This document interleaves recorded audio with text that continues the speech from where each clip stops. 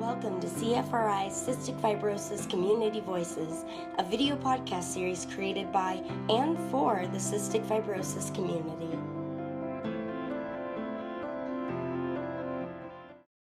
We have been streaming live on Facebook, and I know we have some questions that have come in. And at this time, I want to invite Stacie Reveles, my colleague at CFRI, to unmute. And there we go. Hello, Stacie. Welcome. Hello, everybody. And Luanne, may I just say thank you so much for sharing your inspiration, your as you call it, your little story with us all. And I completely agree with Siri that this is something that can be watched every time. You'll get something new out of it.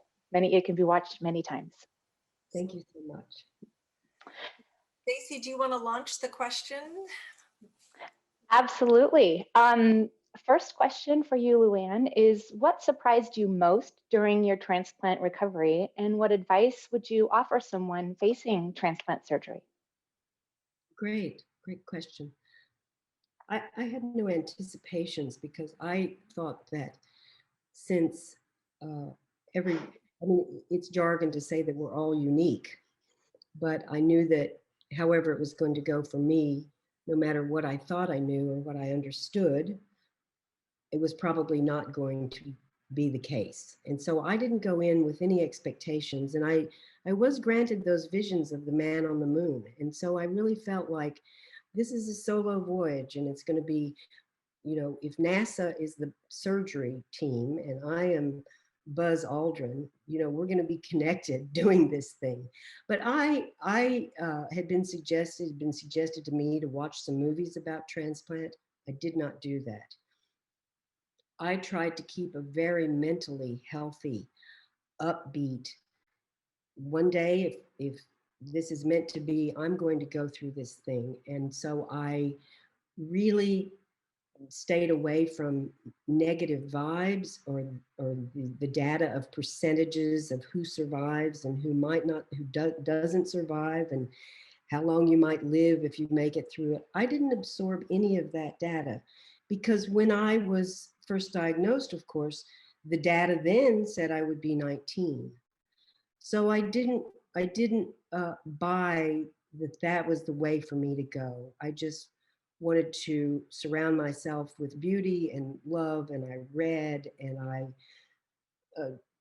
just tried to stay positive and surround myself with a loving atmosphere. So that's my advice. And it's a terrifying not knowing, will this be the last day? And as a person tends to decline in the state that you are pre-transplant, it is terrifying. But I just decided that it was best for me to take a day at a time and to try to stay as positive as possible. That is wonderful advice. Thank you. Another question that came in is, can you tell us a little bit more about what it's like taking your first breath? And after your double lung transplant, what did you notice that was different about breathing? Was it instantly easier to breathe? Yeah, it's a most extraordinary state. I've never had a baby, so I'm not sure if it's similar to that moment of childbirth when the object comes out of the body. But during surgery, once the new lungs are in, then rubber lungs are put inside to keep the form of the new lungs, and those are inflated. So you remain on oxygen for maybe 3 days. And so when the time comes, the surgeon comes back around. And in my case, I had 2 doctors there. And basically, it was a very swift push, which I suppose is definitely what women have to do to have the baby. But we were pushing from, the diaphragm and these damaged muscles from the incision, because you still have staples in the chest. It's horribly painful. But I did as they asked, and out came through my mouth these huge rubber balloons, these huge rubber lungs, and they're out. And that was such an extraordinary and kind of terrifying thing that, you know, this huge thing was stuffed down in your new chest cavity. And then there's a moment where nothing happens. I couldn't hear, I couldn't, my senses were shut down. And then they were, breathe, breathe, breathe. Just like maybe when you first, you know, take a huge swim as a kid, and then you're coming up and your mom goes, no, breathe, right? And there it was, and I began to cry, and I was on air. That immediately took the cannula out, no more oxygen. And we just practiced a few breaths. Those were my lungs in my chest that day. And it was truly, uh, uh, uh, well, you can see, I can't speak. It was an extraordinary experience. Yeah. And thank you for sharing that account. That's something I've not heard myself before. So this is absolutely extraordinary to hear. Moving to another question is, where do you get your inspiration from to take on life the way that you have? Is there anyone in your life who has especially guided you or inspired you and helped you along staying on the sunny side of the street? I had a beautiful mother, and was musical and funny. Also a bit of a tragic figure because she'd had so many, you know, deaths in her family, and I think basically an unhappy marriage. And so, but she was a much larger person than her life had allowed her to be, or she'd allowed her life to be. But she gave me great confidence as a child, and I excelled at things, and I was in very good schools. I had excellent teachers. So over the years, I mean, I can say that once my brain had developed somewhat and I identified my course, that I was very fortunate, especially at the doctoral level, to have studied with two bona fide geniuses. And so to be in the company of those kind of people is really, that's really inspiring. But I seem to be a person that has always chose characters. You know, I have you know, hundreds of really interesting people in my life, and they're characters, they're real characters, and they've inspired me. And I've just always felt that, doggone, what an incredible place. I mean, if you've ever seen the Sistine Chapel, and if you've ever seen a field of tulips, and you've ever seen, you know, the hummingbirds and all their varieties, you know, hugged a redwood tree. I mean, what's not to love here? We've been given an absolute cornucopia. And then there's the human being, right? And then there's the human being. So my inspiration, my energy, I mean, I've been called a person who has fire in the belly. So I've just, you know, I've just been excited to be here. And make things, you know, I like making things. Yeah. Well, that certainly shows. Yes, it does. There was a question, and you spoke about your mother, and really in light of the time and how few medical options there were, there's a question about, were there battles with your parents as you wanted to launch your life and not be held out, or did they encourage you to spread your wings and travel?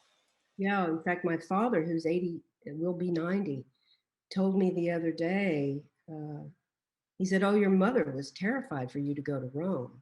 But I said, no, we're going to get everything she needs from the doctors in Dallas, and she has got to go. She has got to go. And so I remember shopping to find that duffel bag that would carry that nebulizer, and getting, you know, I don't know how we did it because drugs are so mutable, but I took enough mucomist with me. And I went to Catholic University in Rome, and I think we kept it in the refrigerator there, and I had license to go in the kitchen and get my mucomist. And it was yeah. I mean, I, uh, I took chances because I loved what I saw. Yeah. Oh, I've got to go to New York. Oh, I've got to see. I've got to see the tulip fields in Delft. I've got to go to the Temple of Apollo. You know, I've got to do this. I've got to, you know.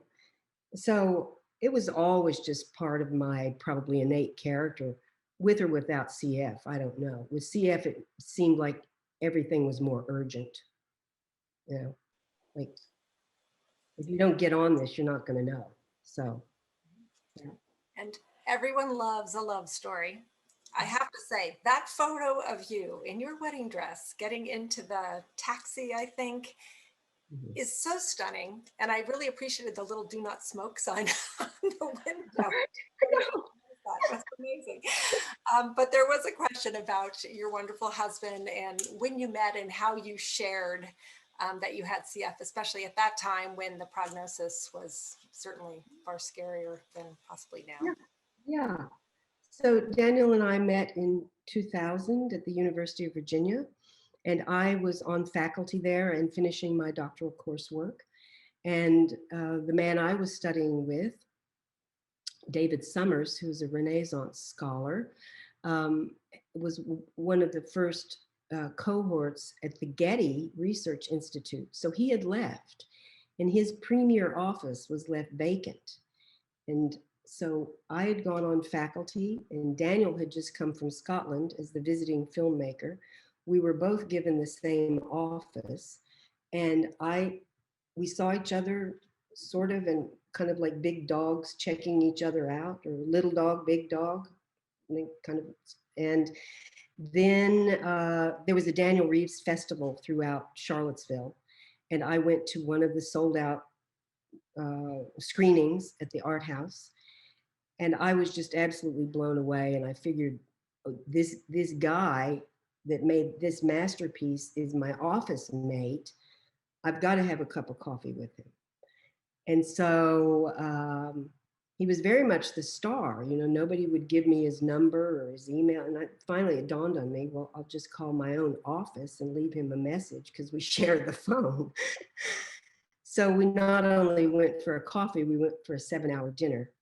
Because he was a young Marine, because he had the trauma of being the radio operator during the first attack of the Tet Offensive in Vietnam, because he had sought to heal his own psychic and physical wounds from war by going to India and working through the horror of that. He had a big empathic heart. He had a big space. So I'm sure that I appeared to him as this, you know, real go-getter, and you know, this person who was. When you do Picasso studies, it's a sort of whole other realm of studying, because it's, you know, the most impossible and extraordinary artist of the 20th century. So that sets things apart. But anyway, Daniel, I think probably thought that I was someone other than who I was. But once we got going, first of all, on this 7-hour visit, and then the next 7-hour visit, and eventually a love story, he had all the room in the world for me. You know, he had all the room in the world for my frailty during our courtship. I was even in the hospital in Charlottesville, and then in the hospital once we went to Scotland several times, and he's never stepped away. He's never stepped away. But I'm sure that it's because he loves me, but he also understands. He has a huge heart for suffering, and he has a huge heart for.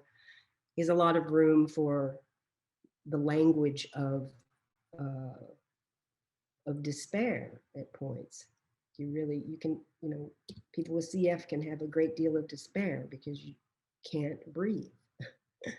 But yeah, he was we have identified that we're the perfect people for each other from day one. Such a blessing, just beautiful. Yeah. Stacie, I have one last question, and then if you have any after that. People who have with CF, who've had a transplant, have shared that sometimes they feel they're between two worlds, this whole new transplant community and then the CF community. And so somebody asked what your experience of this has been between these two, the community you were in and then moving into the world of transplant. Yeah, because cystic fibrosis troubles different parts of our bodies. I should say that my gastro system, my pancreas, my blood sugar levels, my eyes, my nervous system, that all belongs to cystic fibrosis. And my lungs now belong to transplant. So I think it's just the most extraordinary time to survive this disease, because we have such a rich community, scientific community, social work community, philanthropic community, research community. And so I don't feel pulled between them. I think it is like, well, that person cuts my hair and this person gives me a pedicure, you know. And so I'm of a mind that's my team, you know. All these guys are my team, and they're not vying for, you know, one part of me or the other. It's like, I've got this going on with my lungs, we've got to talk to transplant. This is going on with my gut, I got to get with the CF folks. So I don't, you know, I would challenge people to consider it as a holistic opportunity, you know, that the team got bigger, you know, that your help got bigger. Yeah, that's my experience. Stacie, did you have any other questions? Yes, and I think this is a wonderful question. After spending such a delightful afternoon with you, Luanne, thank you again for joining us and sharing this with the cystic fibrosis community through CFRI. The last question is there one takeaway that you would like us all in this audience to take with us after having the pleasure to have heard your, as you call it, your little story?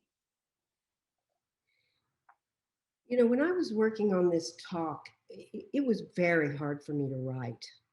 I had to look really deep in myself, outside of the goals of, oh, 1 year and prednisone is reduced. And, you know, what really happened here?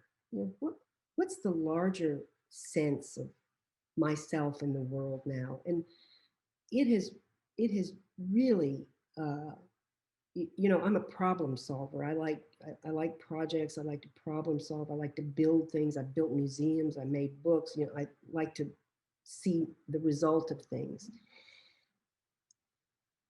And I have not been successful nor allowed to know who my donor was.